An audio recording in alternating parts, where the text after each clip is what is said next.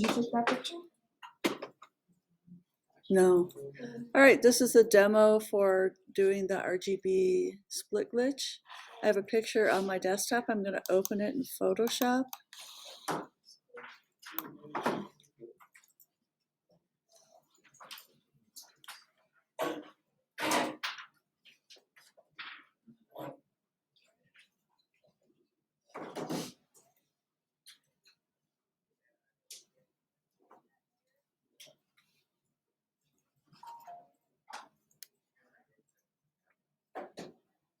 First thing I'm going to do in Photoshop is make the file smaller, so I'm going to image size, and I'm going to look at the height and width, whichever one's bigger. I'm going to make it 6, and the resolution needs to be 200, and then say OK.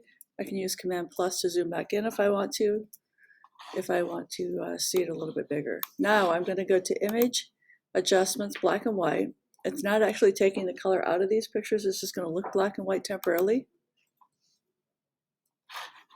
And then you say OK. You're going to make 3 copies of this layer, so you can either drag it down to the plus to make a copy, or you can right click and say duplicate. And if you do that, you can actually rename it. I like to rename my layers just because it's easier to keep track of what's going on each layer. And so I am going to duplicate these last 2. Then I'll change the name on the first one. So the first one is right here. I'm going to call it red, and I'm going to get rid of the lock layer. Bring it down to the trash can. Now on the red layer, make sure you click away from the layer name. So I'm clicking over here, and in the middle you see channels. Make sure only red is on the red layer, only green is on the green layer, and only blue is on the blue layer.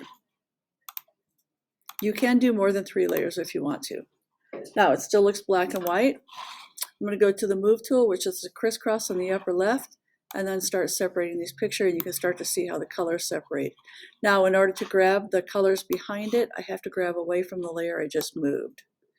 So I'm going to just slide this one up, and then I'm going to have the red one over here. I'll slide this over a little bit, and that's technically all you need to do. I'm going to go to File, Save As on my computer. I'm going to save it as a PDF, so it's Photoshop PDF. I'm going to call it something meaningful in case I need to find it easier. I'm going to call it RGB. And on my desktop, save it. And now that is ready to turn in. The way to check to make sure I'll be able to open it is if you click twice on what you're turning in.